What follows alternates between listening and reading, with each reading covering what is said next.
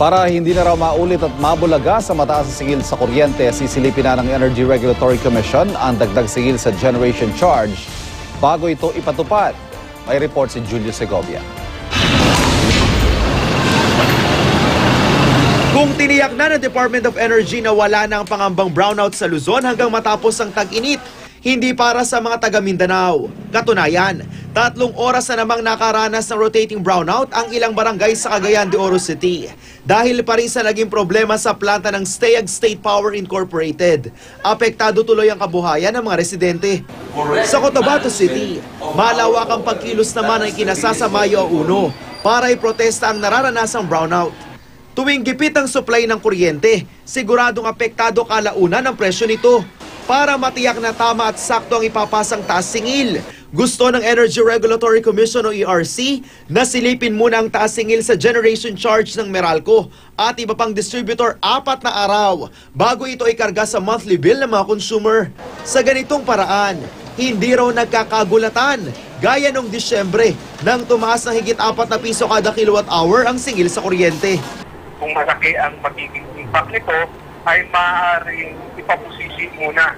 Pwedeng i-refer ito sa accredited auditors nang sa ganon ay mapusisi kung tama ang naging kalkulasyon ng utility.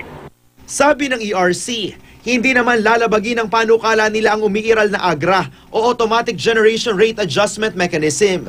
Otomatiko pa rin daw na maipapasa ng mga power distributor gaya ng Meralco ang taas singil. Pero kapag nakita raw ng ERC na hindi ito makatwiran, may kakayahan daw silang manghimasok para ipahinto ito.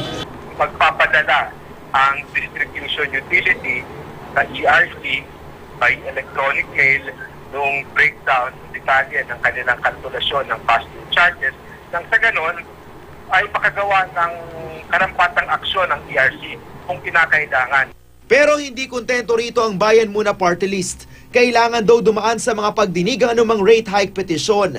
Ang Meralco, pag-aaralan daw muna ang panukalang pagbabago ng ERC sa kasalukuyang mekanismo.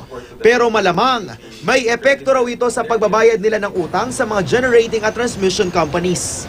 We want to avoid any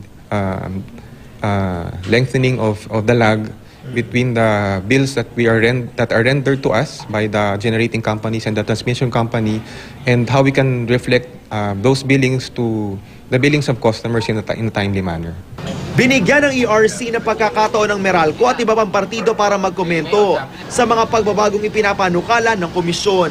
Julio Segovia, GMA News.